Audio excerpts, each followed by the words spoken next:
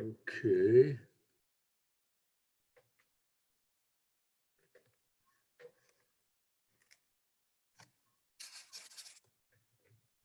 Wait a minute.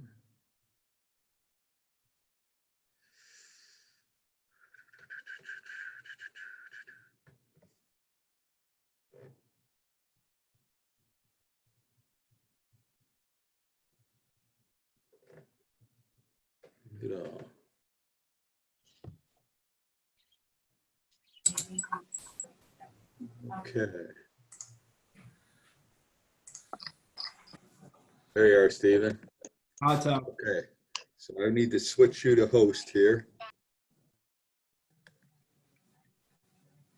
Gotta be able to find you though.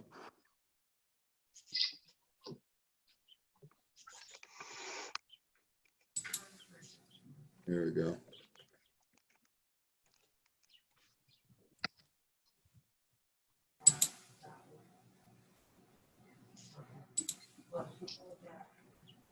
There you are.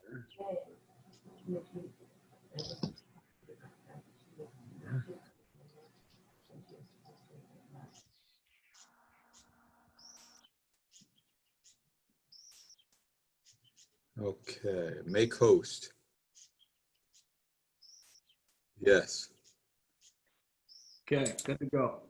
you're the host now. All right, I'm gonna mute everybody. Yeah, good idea. Except for if you see, except for me Yeah, and Paul.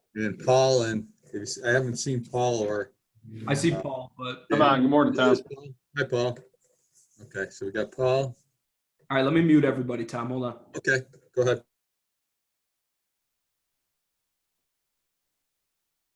Oh, whoops. Okay, so Tom.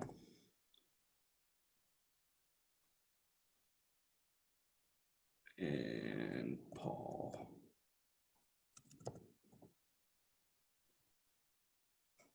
Okay, Paul, you're unmuted. Tom, I asked you to unmute. You probably got a thing here. Yep. Okay, Right. so it should be me, you, and Paul right now. All right. And then let me set up this share screen thing before we let anybody else in here.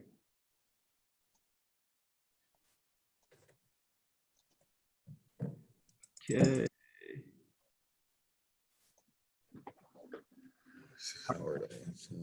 Paul, you want to try sharing a screen for me quick just to test it? Sure.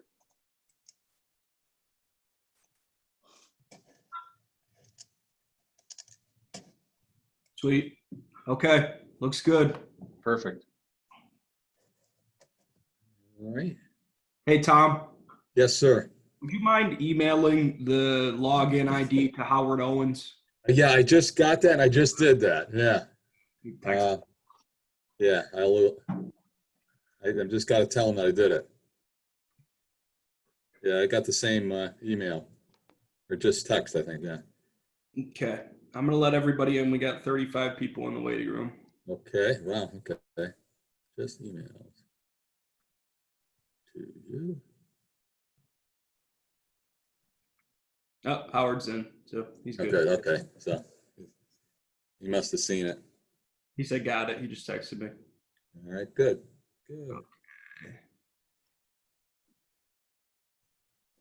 If that'll help or not, or hurts. Okay. All right. So what time we at about? Well, we're 10 o'clock, so we should probably get started. Stephen will let people in as we go. So I see Gsell there too. We should unmute Gsell. Yeah, let me find him. All right. I see him over there. I'm muted. I don't know if that's a good idea or a bad idea, but we're going to do it anyway. So, good morning, everyone. Welcome. This is the fourth time we've done one of these Zoom reopen Genesee Orleans webinars. So I hope everyone's enjoyed these and got a lot of. We got 65 people on right now.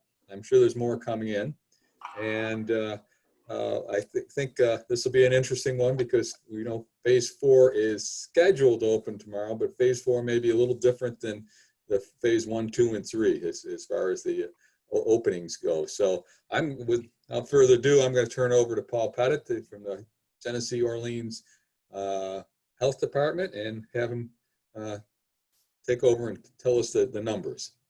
All right. Good morning, Tom, and good morning, everybody. It's nice to see your faces again. This is our fourth installment here of our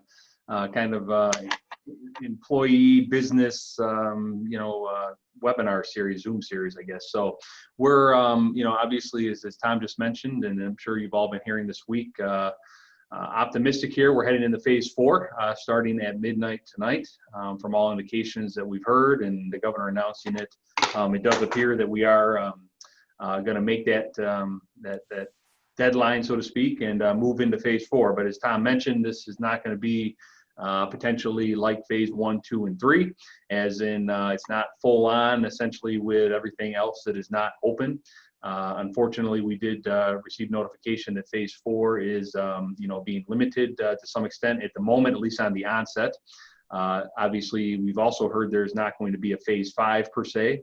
It's just that phase 4 is going to be prolonged and kind of stretched out over time. It's just not one of these things where, like with phase 3, everything listed automatically went with phase 3.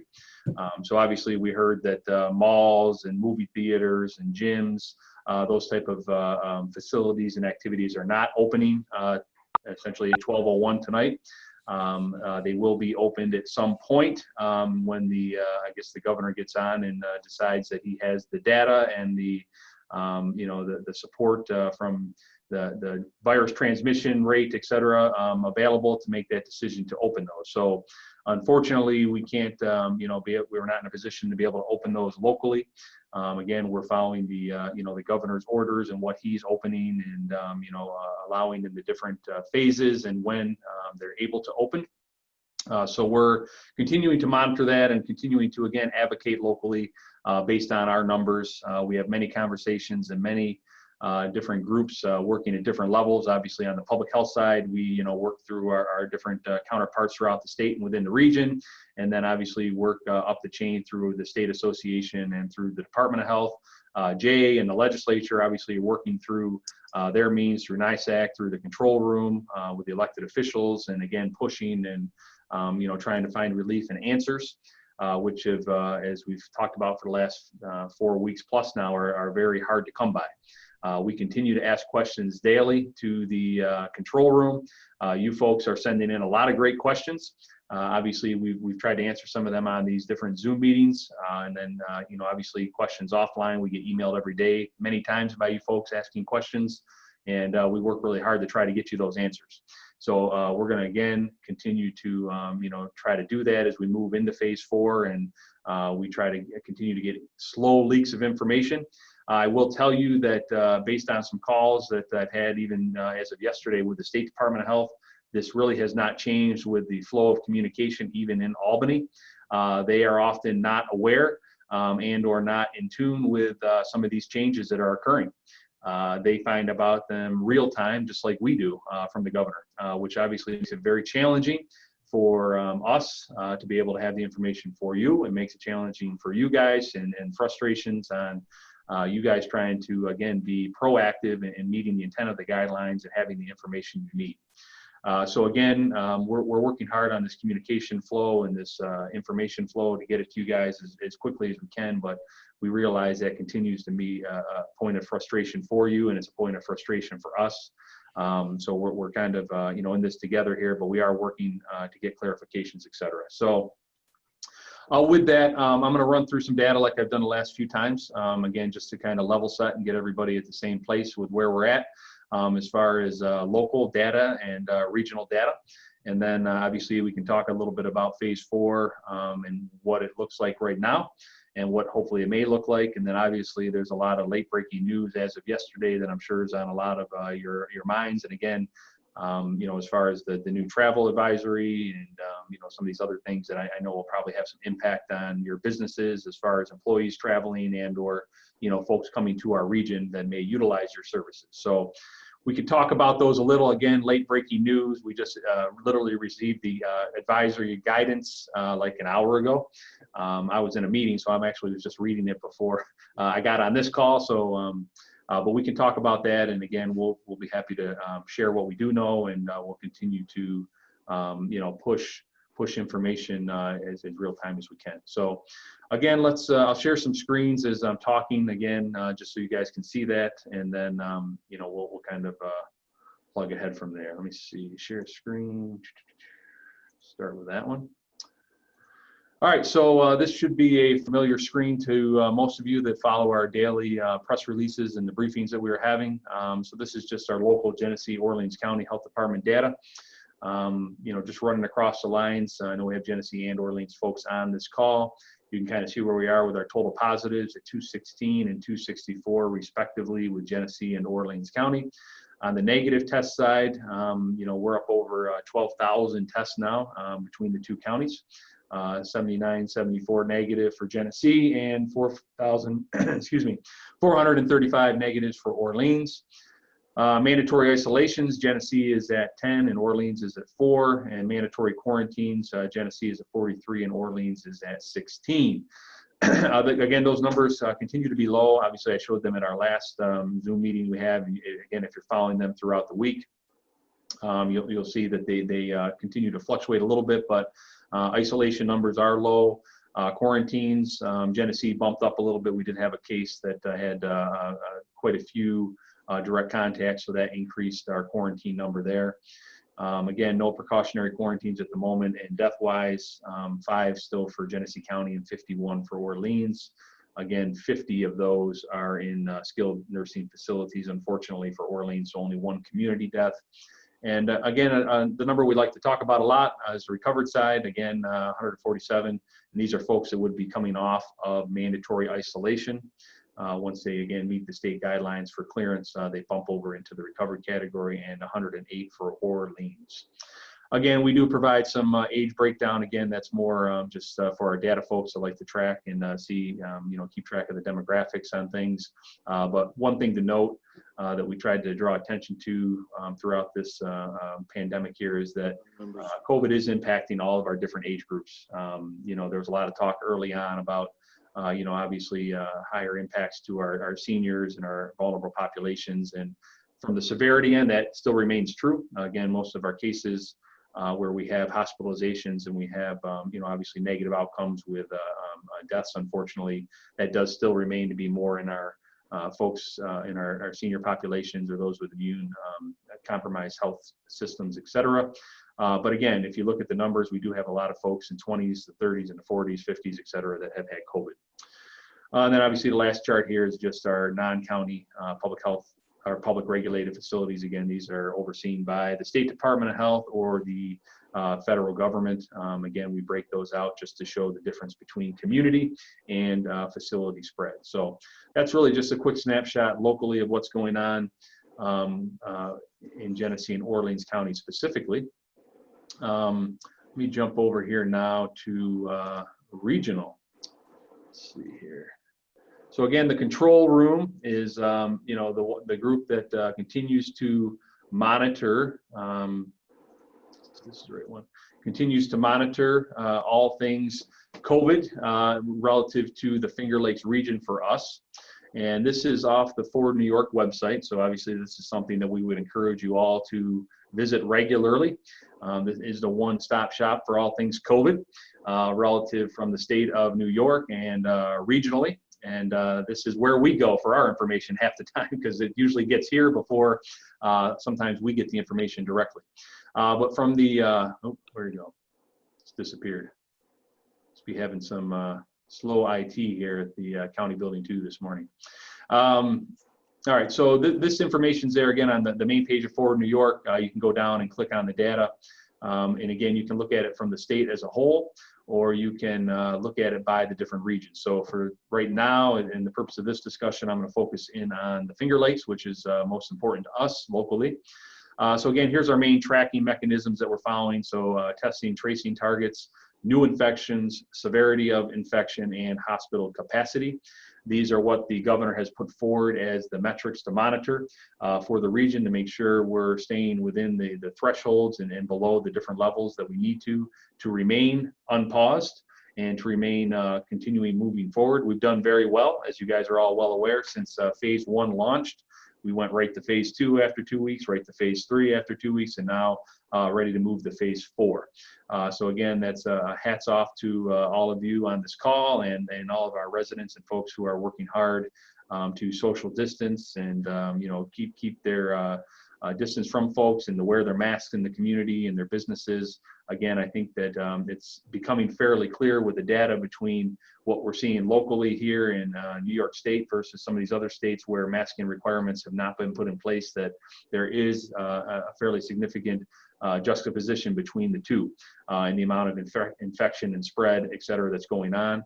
Again, we know it's not comfortable. We know it's not what folks really want to be doing, myself included, but it is what the executive order requires and does appear to be being effective in keeping our infection rates lower. So the big ones we're watching, Rob, obviously are the percentage of positive tests. And, for the Finger Lakes region, again, we're at 0.9%. Let me see if we can move fast along with the. So again, here's the trends. Again, this is all available. I'm not going to spend a lot of time on it, but I think it's helpful for folks to see where we've been. And again, this chart here is going back to, well, it keeps resetting on me, March 27th. Guess we're gonna have to talk to Steve. Must have some IT, not you, Steve. Our IT Steve guru here over in County Building 2. All right, I'm gonna stop sharing here, see what I can kick out of it. But let's see. Sorry about that, guys. Always technological difficulties when you need it to work. So anyways, that information's there, but our data is going well. I can show you, maybe this one might be a little easier to show. I've shown this a couple times. Let's see. This is coming out of the control room. You guys see that? Hopefully that one's coming up. All right, so this is similar to the other one, but it's not off the website, so maybe it's working a little better. This is our 7-day rolling average for new hospitalizations. Again, you can see the trend line continues to be overall in a positive direction. We seem to be hovering right around that 0.7 right now, but again, down from almost 1 previous to the start of June. So again, that's doing heading in the positive direction. Hospitalizations, again, another number and metric that we're tracking. Again, the blue line is total hospitalizations. And the kind of the orange line here, bar graph, is the total ICU numbers. And again, this is for the whole region. This isn't just Genesee and Orleans. But again, you can see we're trending in the right direction as far as hospitalization admissions. Here is available capacity, which is a very important one, going back to the beginning of COVID when there was a lot of concern over bed capacity, for folks needing, hospitalization and potential ventilators, et cetera. So here you can see that things are doing well. We're holding pretty steady at 52% capacity of ICU beds available in the region and 37% of total beds available in the region. Again, holding very, very steady. That has not changed much since we started tracking when we entered phase 1.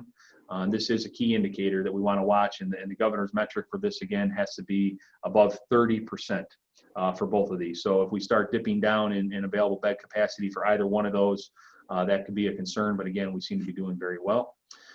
New positive 7-day rolling average. So again, this is another metric we're tracking and trending the right direction. So this, again, is moving target as we go day by day. But you can see we're down to 35. And then, again, new test positives going down. Again, rolling in the right direction. And our tests per day, again, a lot of this is driven by the mandatory testing in the nursing homes and skilled nursing facilities, the amount of them. But again, that continues to go up, but our overall tests continue to go down. So again, regionally, that's just a little bit of a shot, look of where we're at with that. So again, I'd encourage you to continue to monitor the COVID page on Forward New York and the data metrics, again, as real time as you're going to get beyond what we're providing locally. So continue to monitor that. The next thing I wanted to jump over to, obviously, is Forward New York, the main page here, as I was just talking about. Let's see if I can try sharing this again. See if it works now. All right. All right, so this is Forward New York. We're in the overview of phase 4. So this is what really we're talking about today and getting into and what's open. So again, here is what is listed now: higher education, low risk outdoor arts and entertainment, low risk indoor arts and entertainment, and media production. As we did talk about, obviously what's been listed there over the last 4 to 6 weeks has been, again, malls, movie theaters, gyms, those type of activities. Those have been removed at the moment. But the expectation, as I mentioned earlier, is those will be added into phase 4 at some point. We have no good answer to tell you on when that will be, but they will be added into phase 4. Again, there's not at this point going to be any type of phase 5, et cetera. So we'll continue to monitor and push that information as soon as we know, but this is where it will fall eventually. So if you happen to be one of those businesses on the line right now that are looking for that information, this is where it would be, phase 4 on the Forward New York website. So again, as with the other 3 phases, each of those sections have information available. So again, higher education, they have the summary guidelines, the read and affirm, and the reopening plan checklist and template that are available. Same thing for low risk outdoor arts and entertainment, low risk indoor, and then last, media productions. Again, for time's sake, I'm not going to click on go through all these individually. Again, I'm trusting that probably a lot of you already have, especially if they happen to be your businesses. But all the guidelines and the information are there. I'm going to click on one real quick just so you guys can, if you haven't had a chance to see it. This is what you're going to find when you click on it. Up top, you're going to see kind of the general categories, what they're talking about. So, for outdoor, they're including outdoor zoos, botanical gardens, nature parks, grounds or historical sites, cultural institutions, museums, outdoor agro-tourism, local agricultural, et cetera. So again, it kind of defines, and again, if you happen to be a niche business that may not fall into these categories, but you think you're low risk, we'd encourage you to go to that lookup tool, and I'll show you that in a second. You can put in your information, and it will give you some feedback on whether you happen to fit that category and whether or not you may be able to open, et cetera. But what you're going to see on all of these guidance documents, even from the previous phases, is a mandatory and a recommended best practice checklist. So it's very important. We're encouraging folks to really take a look at these thoroughly as you go through. It's going to give you, obviously, the mandatory piece, which you have to comply with in order to be open. That needs to be taken into account in your business plan. And then recommended best practices, not mandatory, but based on, again, what we've seen and what the recommendations are, we'd encourage folks to consider putting these into your plans and into what you're doing locally in your business. Just real quick, for example, with the low risk, you can see here, limit workforce and patron visitor presence to no more than 33%. So there's your first guideline. If you happen to be a low risk outdoor arts and entertainment venue, you have to be at 33% of capacity. That includes, obviously the employees and the patrons. Then obviously you can go down through the rest of it and, see what additional things may be on there. So again, that's really what you're going to find in these guidelines. These are really what we're encouraging and you need to follow as far as getting into your opening plans, et cetera. Again, we talked about the safety plan template. This here's just, again, what it is. That's each category has one. It doesn't really change, but allows you to customize and to develop a blueprint that's specific for your business. Again, we all know we operate differently. We have different needs for our employees, different ways we interact with our public or our consumers. So customize it, make it whatever you need to, but you have to take into account all the different categories and the different information they're asking for within these plans. Let's see here. The other thing there was the read and reaffirm guidelines. So these are there again too for each one of these businesses. You need to go on, read through this detailed guideline here, and then at the end there's an opportunity to attest that you've read it. Again, we do receive these lists pretty much on a daily basis from the control room. So we know all the businesses locally that have attested, that have gone on and done that. So it's really a two-part thing. It's a testing, reading the guidelines, and then having your safety plan. Just as a reminder, there is no formal process and need to have that safety plan reviewed and or approved. You have to have it on site and available. If someone happens to be out there, or if there's an issue at one of these facilities, you potentially may be asked to produce this document and show that you have a plan in place and how you're meeting the social distancing, the face covering requirements. So again, no requirement to have it reviewed and approved, but again, needs to be available and on site if folks are looking for it. Let's see here. So again, the tools there are available for folks. We'd encourage you to go on and utilize them as needed. All right. So I'm going to stop sharing that. Okay. So again, we could talk about a couple other things that changed the other day on the governor's press conference that he had. So faith-based organizations, again, have been upped to 33%. Obviously, we know a couple weeks ago they were opened at 10%, then they went to 25. So now they're at 33. So again, a little more capacity and ability on those faith-based organizations to have additional folks within the facilities. The other big thing to note that starts effective midnight when we go into phase 4 is the social gathering requirements and limitations have been up to 50. We know that it's been kind of slowly creeping up here. It was at 10, went to 25, and now we're going to be at 50. So again, a little more leeway and flexibility on that, and that's going to really be more so on the social side of things, not as much in the businesses per se, but again, for parties and gatherings and different groups, et cetera, that's going to be now at 50. Again, we've been asked several times, when do you think it's going to go up higher than that? We really don't have any good indication on that. Obviously we knew that it was going to be getting upped at some point, and we hoped that it was going to coincide phase 4 at a minimum, and it did. Again, I know people would like to see higher than 50, especially those that are having, weddings and other parties and gatherings this summer. But at the moment, that's where we're at. And, again, there's really no guidelines or waiver to go outside of that number. So we're just trying to make sure people are aware that that is currently where it is set. So the other big thing that just came up, obviously, was the travel advisory that just popped up yesterday for us. Again, went into effect at midnight. This is new for all of us. I will tell you that none of us saw this coming, so to speak. I guess there was probably some maybe indication that it was on the table, I suppose. But, as far as it being announced, that was a surprise to all of us, as much to you guys there listening as it was to us within the local health departments, and as much as it was to, again, a lot of our State Department of Health folks.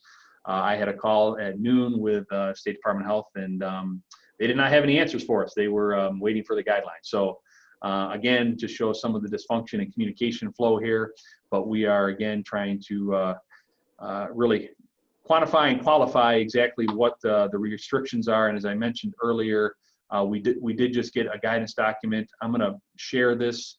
It is getting put up on our website, and it is becoming available. I'm sure it's up on the State Department of Health website also. But as I mentioned, honestly, I have not necessarily thoroughly vetted through this whole thing. But this is what just came out. This is the interim guidance for quarantine restrictions on travelers arriving in New York State following out-of-state travel. So again, what we do know is that there is a lot of increasing transmission occurring around the country right now. I think there's 27 states that have significantly increasing case numbers. And the ultimate goal here is New York obviously has been decreasing. I just showed you some of the data, and I think the rationale here is we don't want to go the other direction. Whether or not there's agreement on advisory of this nature, that's not, I guess, here nor there for this discussion. The reality is he did put this in place. So those are the guidelines that are coming out. So again, we can, maybe I'll get this to you, Tom, if you didn't get the link yet, and we can share this. I don't know. I know Jay sent it out earlier. Yeah, I think Jay, yeah, this one was the latest breaking detail with regard to this. Surprised that even the control room people, Bob Duffy, Vinny Esposito, Mark Cohn and company in the Finger Lakes region, had no idea this was going to show up yesterday. Yeah. We had our 4:30 Zoom meeting. And so it's everybody is trying to figure out, and the worst thing any of us can do, and we were reminded again of that again yesterday, don't try to read between the lines, and do not try to get ahead of the second floor in the executive office, because in that way lies peril and potential blowback, pushback on what is going to be a slow and gradual rollout of phase 4. Yep. So I see, looks like Heather Kemp put that up there, the link to it. So thank you, Heather, for posting that. So that's what I have up on the screen right now. And again, I have not thoroughly delved into all this. So, but what we do know is anybody coming from states with, transmission of higher than 10 per 100,000 or 10% infection rate of a 7-day rolling average on testing will fall into this bucket. Right now, it's obviously, I think, 7 states at the moment. 9. Let me read them for you, Paul. Yeah, go ahead. Washington, state of, thanks to particularly Yakima and Seattle. Alabama, Arizona, Arkansas, Florida, North and South Carolina, Utah, and Texas. Yep. So, And that is subject to change as is And that mentioned in his literally newsletter. can change every day. Yep, I mean, based on- one based of on the those metrics. states may drop off. More states may be added on. Again, if you look nationally, there are, like I think I mentioned, at least 27 states with increasing infection rates. So any of those states, if you see spikes, ultimately could meet those thresholds and be put on this list. So the best thing we can do, again, is encourage folks to monitor that. And then, again, that tracking system will be up on the state website as far as these states with restrictions. You know, and I know obviously we have our businesses on today. You folks obviously travel. You have employees that may be traveling. You may be having you know, folks come in from other states to, you know, work with your business, et cetera. So these are things that you really need to, you know, pay attention to. This obviously does not just impact the business side of life. This is for folks that on this call may be going on vacation in a couple of weeks or in a month to one of these locations. So there is an impact when you come back, or if you happen to be traveling in. What I did notice in here, there is some relief, at least on the business side, that may be helpful for you know, the folks here. Again, if you have people coming in for business that are here for, they seem to have different durations of time. You know, 24 hours, 36 hours. Let me see if I scroll down here a little bit. They call them short-term visits, so less than 12 hours. Medium is less than 36, and then longer term, greater than 36 hours. And there's different criteria for each one of them, and these are for essential workers. You know, obviously, if you happen to be going on vacation, and I know it does touch on this a little bit, and you happen to travel through a state and you stop to get gas or you stop to fuel up food-wise, it does not count as far as visiting these states. Again, this is more than, you know, 24 hours in these locations and then coming back. Again, this is new to all of us. There's really not any indication on really how the enforcement of this is going to work. I mean, the governor made it very clear that there is, you know, some level of. It's all you, Paul. Well, it's all you. I'm not owning this one. It's not a matter of owning it. He's already put it out there. Yeah, it's going to be challenging. Obviously, you know, there's the airlines, if people fly in, they can have that. As you guys may be aware, even going back to the early COVID days with the travel restrictions from the CDC, we received a list daily of anybody that traveled back internationally from the hot zones, you know, those level 3 countries. And then we obviously put them under precautionary quarantine and followed them for 14 days. So there is a mechanism for folks traveling back or coming in from the air. Again, that has not been set up or anything that we've seen locally on that. But again, you get into travel in coming from, you know, obviously driving, right? So the governor's made it clear that it's a self-quarantine in those cases. But if you get caught or if it's made aware that you're not quarantining, then it moves into a mandatory quarantine and or fines, et cetera. How that all works, we don't know. I don't know how you try to track that. You know, the reality is there's just a lot of gray area here that we're trying to reel with and identify and try to come up with some sense of an answer to how this is going to play out. Yeah, Paul, yeah. You didn't get your special magic 8-ball this morning from Rush Delivery from Albany that would give you that insight? I did. It said stay home, but I came to work anyways. So yeah, I don't expect to have the answer to this question, but I guess that it does begs a question if, like our hoteliers, if somebody shows up in the hotel parking lot with Florida license plates, what are they supposed to do? So the only thing that they say is ask the hotels to communicate the 14-day quarantine to guests who have traveled from one of the impacted states. That is that. There's a sentence in there. Again, in the press release, as Paul's got here, there may be more details in this. Again, we haven't memorized this yet. The other thing that was mentioned in our control room yesterday was the need, or at least the inquiry as to how about the other adjoining states, not just Connecticut and New Jersey, but Pennsylvania, Delaware, Massachusetts, Rhode Island, some of the other New England states that have a lot of interstate travel, typically with New York State. Are they going to be part of this compact and this sort of Northeast Consortium with regard to these travel, shall we say, notifications or whatever else. They're talking about common messaging with the 3 states, but that doesn't go very far when it comes to how do you drill down into these guidances on what he's basically said the state health department is going to be setting up some more of these parameters, but the local health departments are going to be the ones who are, so to speak, going to be drawn into whatever they call enforcement, which at this point, that none of that is very clear. Yeah. So it would be actually good for our hoteliers though, if people had to stay 14 days in their room. So that Well, Well, I mean, that gets into some of the nuance of quarantine, and that actually is in this document. And I know we've talked about it many times during the press briefings, et cetera, but quarantine, when we talk about this officially going into place, I mean, literally, if you have people coming to visit or people coming to the state, they're not allowed to leave the residence or wherever they are. You can't interact with people. You can't go out into the community. You can't visit the venue. You can't go out with family or see. I mean, that's what I mean. There's a lot of restrictions to it that I think would, probably, if anything, minimize or reduce people wanting to travel here from those places. Because again, even if you come here to visit family, you're not going to be able to do that per se in the way you'd like to. So, and then obviously folks that are New York residents, our county residents that travel, go on vacation to Florida, to Texas, any of these identified states that are obviously rolling along here. When you get back, again, there's that now a quarantine phase for you. Essential workers obviously would still be allowed to work just like they have before, as long as you're asymptomatic without any issues. But again, when you're not at work, you're home. You can't be out in the stores, in the community, and those type of things. So it creates a lot of, issues potentially for us and a lot of layers and a whole tracking kind of nightmare for us in trying to figure this out. And again, this is all very new. And hopefully, review the guidance. And then obviously we'll continue to try to fill in the gaps as we get them.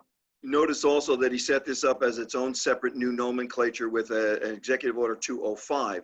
So it's not following in the 202 COVID-19 up to number 43 Executive Order lineage. This has got its own start and its own base for going forward. Again, even in his press release versus his executive order versus today's other Governor Cuomo and the other 2 states announcements, there's details in little bits and pieces in each one of those information that came out from the state over the last 12 to 18 hours. But again, now that we at least have this one interim document, that's going to be the thing that more and more will probably be added onto or supplemented by virtue of what the State Department of Health, which again in the one information release indicated, that's who's kind of driving this aside from the governor himself, not state ESD, obviously not the liquor authority, those kind of things. It literally is the State Department of Health and the governor himself once again. So this is all Paul's fault then, right? What's that? This is all Paul's fault then, that's right? It falls into his lap. Okay, yeah. Yeah, easy, Tom. And on his shoulders, and the fact that he's, of the 9 Finger Lakes counties, he kind of runs hard on the health departments for 2 of them. Doesn't give him an extraordinary vote to talk about, how you do something outside the parameters, because we again are part of a region. That those metrics that Paul showed you, that Joe Stefko updates every day as part of the Finger Lakes region, is pretty much real time. But again, it's a total region. So even if a particular county is doing, better than, so to speak, average, the key is one that on the first metric that we're under the number 1, we're at the 0.9. We're actually the lowest state in the country right now with regard to that. That's a good thing from the governor's perspective. But now it's what you see as far as what they're seeing in those other states, not just the ones that were named this morning, and that already has changed again, but in the 23 to 27 others as to what they're seeing and the reemergence or the shall we say super blooming of COVID-19 and what this state is trying to avoid and what each region obviously is trying to avoid. Remember, New York City is still in phase 2. And the people to the west of us might get into phase 4 next Tuesday. So even that's, a slight variation and variable based on those dashboards. That dashboard has become pretty much the holy grail with regard to the state and each of our regions. And ours has been very both effectively populated and managed. I know Paul's on a regular conference call with Dr. Mendoza and the other health directors in the region, which again gives everybody else, all we amateurs, you know, a real-time update, but also another opportunity to ask questions to be funneled up to the state of New York itself. So if I could circle back to the business lookup tool we talked about earlier, and we've mentioned that in other Zoom webinars. Now, if you go there and you look up and your business is not listed or it's listed as not being able to open, is there an avenue for businesses to find out if their specific business, can they appeal to the state or to the region? The region is strictly a conduit for information. So you would have to literally put a query into the state. And again, it does not appear that there is a quote unquote an appeal.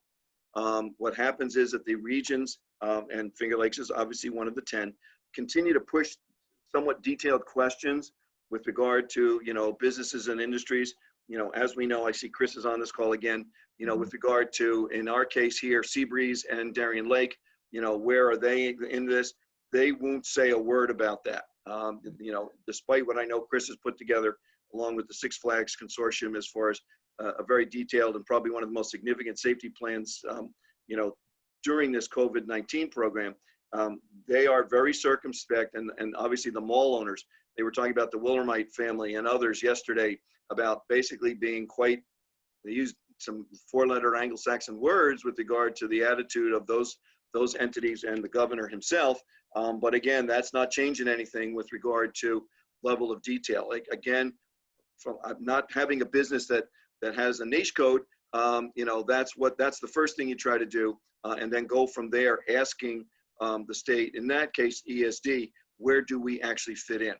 But other than that, the details are going to be, you know, slowly put out in terms of the movie theaters and you know, the large venues and things of that nature. Even what you're seeing with regard to the slight movement percentage-wise, or even the 50, going from 25 to 50 people for social gathering. The caution is significant, and seemingly, as far as how the states approach this, seems to be justified in terms of that flattened curve. You know, and even somebody asked the other day, when will we start taking the flags from half-mast? My sense is it's going to be the day after a week or a 7-day rolling average when there hasn't been a fatality. Things even like that, that's how the state is thinking through some of this stuff. Right. Did I hear correctly that Darien Lake was open air campgrounds today? Is that today the campgrounds are open? I don't know if Chris Chris and is on Paul? pause, but yeah, that's our understanding. The campgrounds are opening. And I know I did see Chris on the line, but he's probably. Yes, that is correct. Yeah. I think Justin's on here also, so. So, yep. Yep. So a lot of stuff starting to open up, you know, obviously in the counties, which is a great thing. One thing I did wanted to, you know, highlight again, we've talked about it every time, is testing. You know, that's just something I wanted to speak to real quick, and we can get back to some of these questions. We did, you might have saw earlier this week, we started announcing Oak Orchard Community Health in Orleans County particularly has started to open up some community type testing.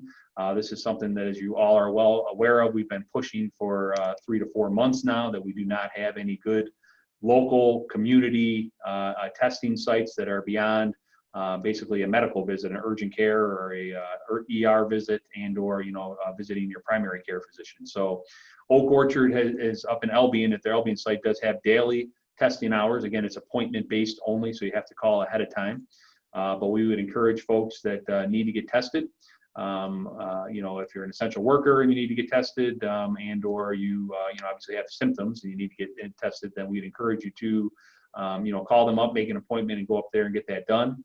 We continue to work on you know, expanding that potentially here in Genesee County, so we may have some information on that shortly within the next week or so, again, potentially through Oak Orchard. But we'll let folks know as soon as we have that information. But in addition to that, obviously, UMMC, Well Now Urgent Care, a lot of the providers, again, you have to be a patient of those providers to get swabbed. But again, you know, some pharmacies, again, regionally are starting to offer swabbing, and we continue to work with them, with our local pharmacies, to try to get some opportunity and capacity. But again, things are moving in the positive direction on that, which is a good thing. We'll continue to push information on that, but I just wanted to share that Oak Orchard is now a site where you can go get swabbed, and that's all they do. They just swab you. You don't have to have an evaluation or any other type of visit charged to your, insurance, et cetera. So that is available now. Yeah, we did have a question on the schools there, and I think Jay answered it on the chat, but you might want to elaborate on that. All we hear is that they've been asked to do from kindergarten, preschool, all the way up to postdoctoral education at a university or the community college system, is that they have been asked to and develop detailed plans. Those plans have been submitted to the state, to SUNY, for those as far as the public university, SUNY CUNY system. And those are all part of what will be some kind of release, we understand, but no details as to what extent, what that means for the fall. Those things are not something that, anybody but in this case, SUNY and the individual universities themselves are privy to. But there are members of, I know on the Finger Lakes board, members of the higher education system in Rochester, U of R, et cetera, and they obviously are their own best advocates as to what is it you really need from us, what more can we do, and what can you and we dialogue. And the you and we is the state of New York in Albany and those universities and the SUNY system. I know that some of them, I know JT got a letter from UB that they are opening in the fall. So I think it must be individually. Yeah, it is. I know some of the other colleges like Canisius and have said they are, and some haven't said anything yet. So it seems. Well, there's some difference between obviously the SUNY CUNY system and private, right? So I think a lot of the private colleges have come already out and made decisions on how, my two children attend Houghton College, and they've already come out with guidance and already changed it 3 times since they came out with it. So, there's a lot of variation there. I know SUNY and CUNY will be coming out with their plans. I was surprised that UB opened on their own. I thought it'd be a whole statewide, system, but he got the letter from the email from. Well, I think there's some local variance between the schools within the guidelines. I know they have to submit their plans and have them approved. Yep. So I think there is some variability there. They must have had their plan approved already. Yeah, and even the comment Kelly put up as far as RIT and I know 1 or 2 others, when they get them on campus, they're not going to let them go anywhere, and they're going to basically finish as far as Thanksgiving, and that will be quote unquote first semester. Yeah, a lot of them are going to do, their finals online. So once they go home for Thanksgiving, they don't go back. They do, the final assessments and everything online, and then they'll go back again. That's what UB is doing. That's what UB is doing. But what about like high schools and elementary? Nothing. And will that be regional, you think, or will that be? Well, that guidance we're still waiting on, obviously, and I know we have some folks from the school systems on. That again has not come out yet. We're hearing that it should be soon. So obviously without that formal guidance, it's hard to plan. I know a lot of schools have been doing, some rough planning with ideas of what they know is going to be at least some of the stuff included. But ultimately that guidance has not come out yet, how they're going to handle all that. We've been dealing with it ourselves, even with the health department, with special, with transportation for our 3 to 5 program. The guidelines on transportation and how do you bus kids and safely, with social distancing, et cetera, trying to take into account. So there's still a lot of guidance we're waiting on that I think will help inform how it all looks in the fall. Paul, can you enlighten a little bit? There's a question here with regard to who pays for the testing. We know that the 3 regionals that were set up in Monroe County, Erie County, and Niagara County, those are basically free tests because they were set up by the state itself. Yep. The Oak Orchard one is not that way, even though they receive some funding. They are not one of those separately approved state operations. Yeah, they are not a state-sponsored one. They did obviously receive some grant funds. They are a federally qualified health center, so they got some grant funds to do testing. They are going to bill insurance, but they also obviously have some level of a charity care, and through this grant funds that if there are folks that need to be swabbed and don't have insurance, et cetera, they would work with you to accomplish that with a sliding fee, whatever it may be. So, but yeah, the only free sites that again are available, sponsored by the state, are not unfortunately in Genesee or Orleans or Wyoming or Livingston, any of the rural counties. They all happen to be in Rochester, Buffalo, or Niagara Falls. And so again, those are appointment, right? Yep, they're by appointment. You have to go on, make an appointment, et cetera. But they are free. You just show up with your appointment time. They swab you and you leave. They don't bill your insurance or anything. So again, that is an option for folks. But again, you got to travel to get to them, unfortunately. Obviously within the health department, we have not done any community swabbing. That is potentially on the table, again, if we have the supplies and the capacity to do that. At the moment, we don't have the supplies anyway, so we continue to push for more test kits, et cetera. But again, that may be something that we would announce that ahead of time if we are going to do some swabbing through the health department. Again, if we did it that way, that would be free, again, to residents. We would more than likely, again, collect insurance information and try to bill, but if folks didn't have it, it would be free.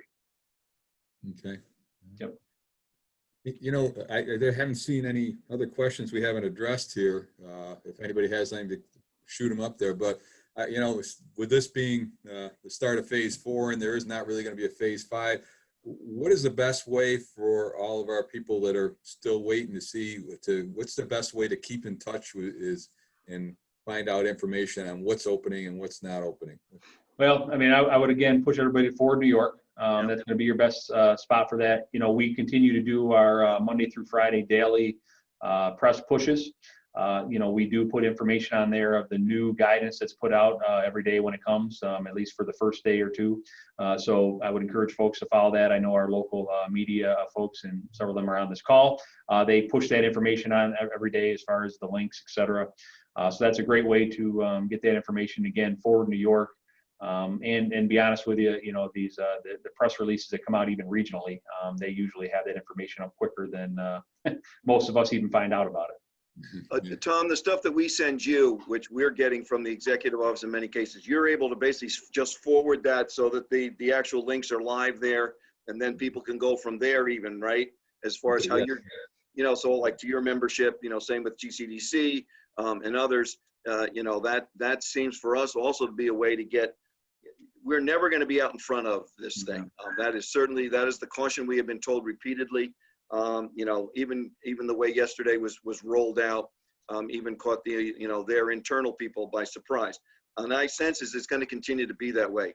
And the thing that they keep reminding us is that phase 4 is going to be slow and gradual, and don't be expecting anything to be in a methodical, like the 2 weeks, as far as even some of the individual activity areas like a YMCA. Or the malls, again, because they're literally trying to, in some cases, put some skin on the bones with regard to what they know and where they're getting their information. And I sense that's why they're also not trying to get ahead of themselves. Even an optimist like Bob Duffy, you can tell he is very, very circumspect about the information he's putting out, and that's something that, again, we've watched in the Finger Lakes control room. As being pretty much the consistent order of the day. And I don't sense that there's going to be anything different, particularly with the melange of phase 4 businesses that could be there sometime between now and maybe safely say, October 31st, 2020. And I'm just picking a date because it's way out in the future.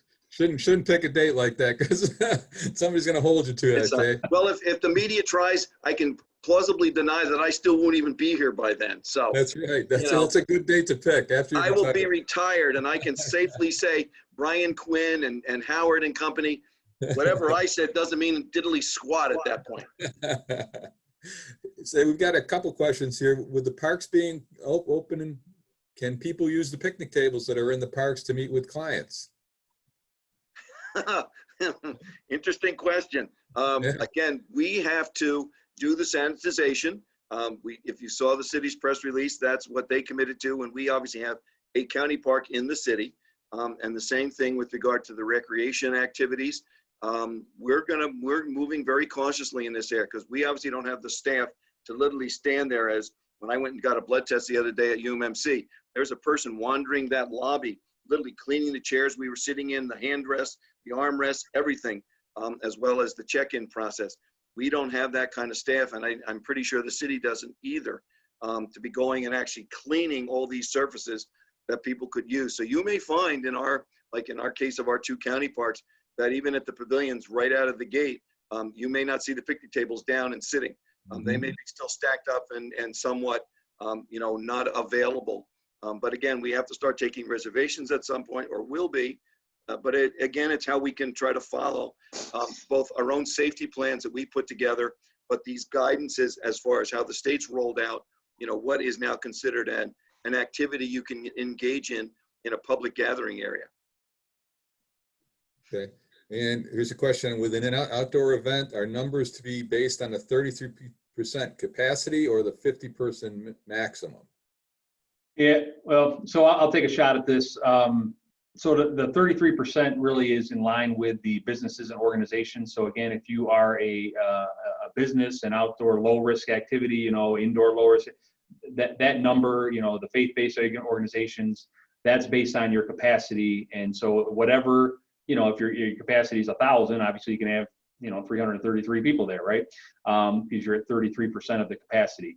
The 50-person maximum is really geared towards, again, more of the private side, so to speak. It's the gathering. So, yeah, like a neighborhood events, thing, yes. Something on Washington and Ross Street, this crime center of the city of Batavia.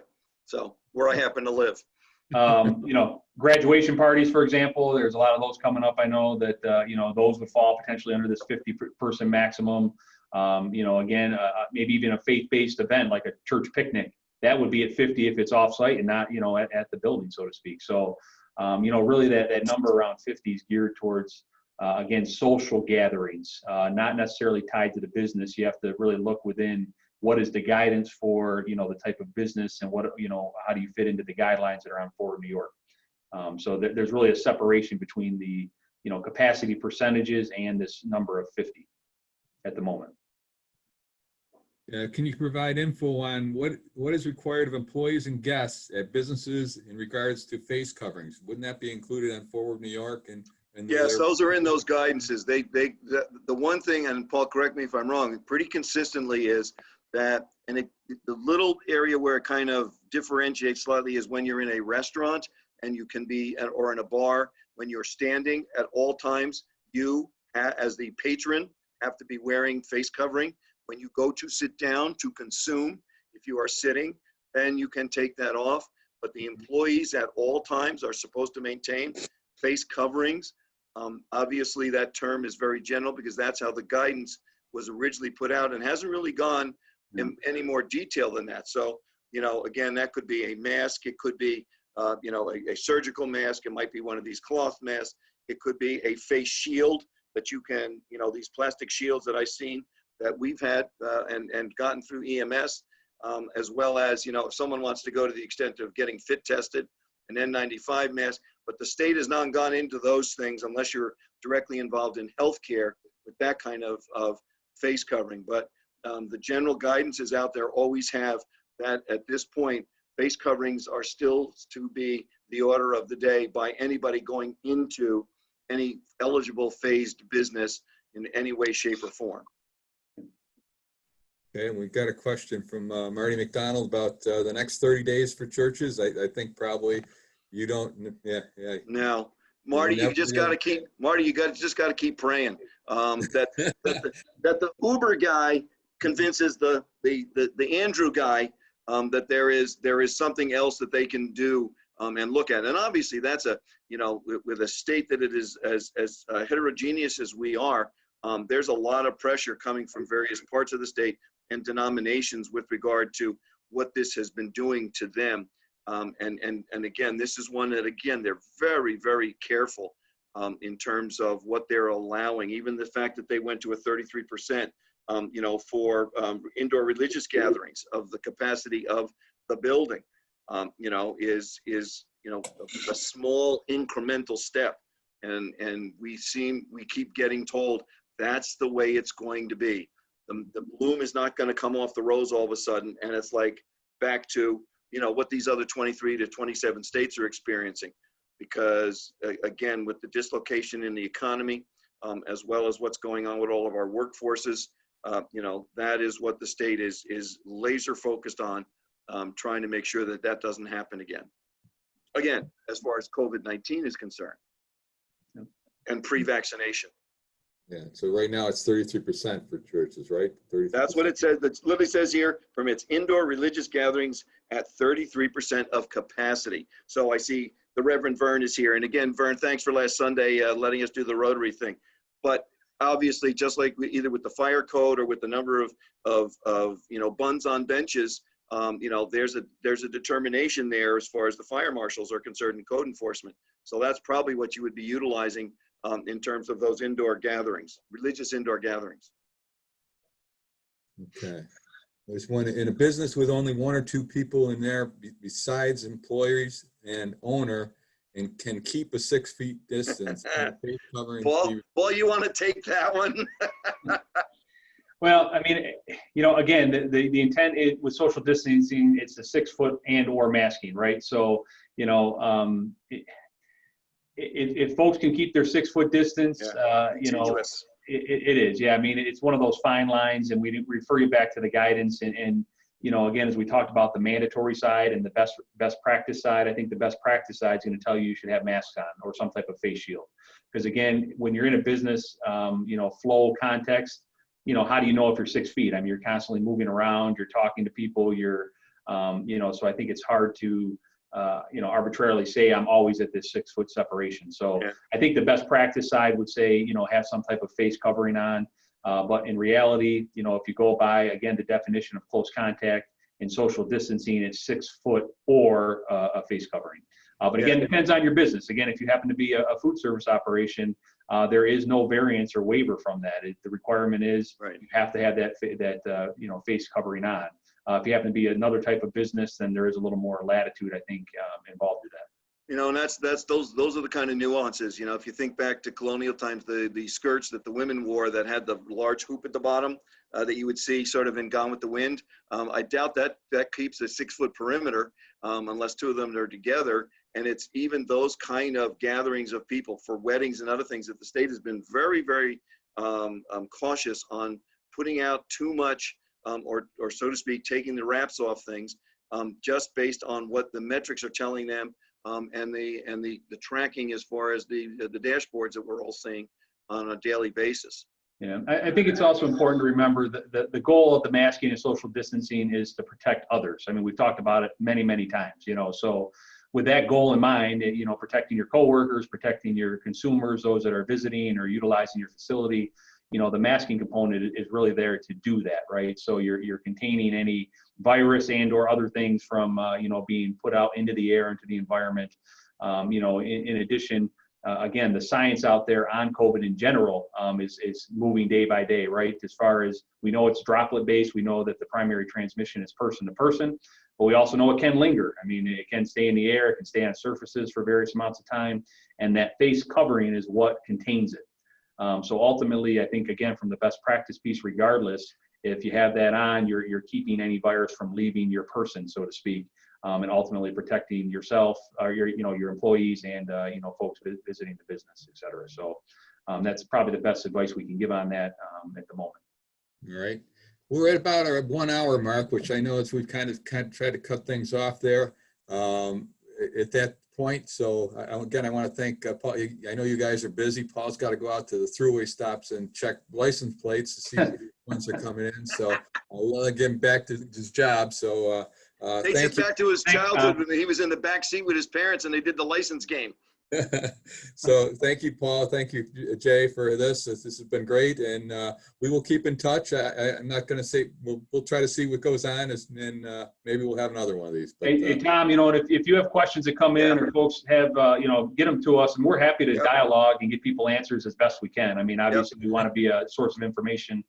So make sure if people have continuing questions that come up, or on the chat box we didn't get to, let us know, and we'll try to get back to them. Yeah, and keep going back to those state sites as far as New York Forward and the guidances in each of the phases, because they have put, I'm pretty sure they've got a lot of that detail there. It doesn't pop out, because if you look at them, particularly the reopening guidances, they're basically a 13-page document in each case. But there are modifications and changes for each of the categories of business that are, in each of those phases. So it's a template, but it ain't totally, the same, ad nauseum kind of stuff. They have tried to get in there and put some details in for each of the phases and the business sectors that they're trying to address. Great. And I'll let you know too, we did record this and we will put it up on the website, or we'll make it available probably by this afternoon. Oh, Paul, there goes our plausible deniability. We've got it, and we've got it recording. So, and I know that Howard streamed this. Thank you, Howard, for streaming it on the Batavian today. So I think he's been very successful. We had over 90 people today. So Cool. it was great to have everybody, and I hope they've been informative for everyone. And thanks to everybody, and we'll talk to you soon. Have a good day. Everyone be well, be safe. Thank you, thank you, thank you.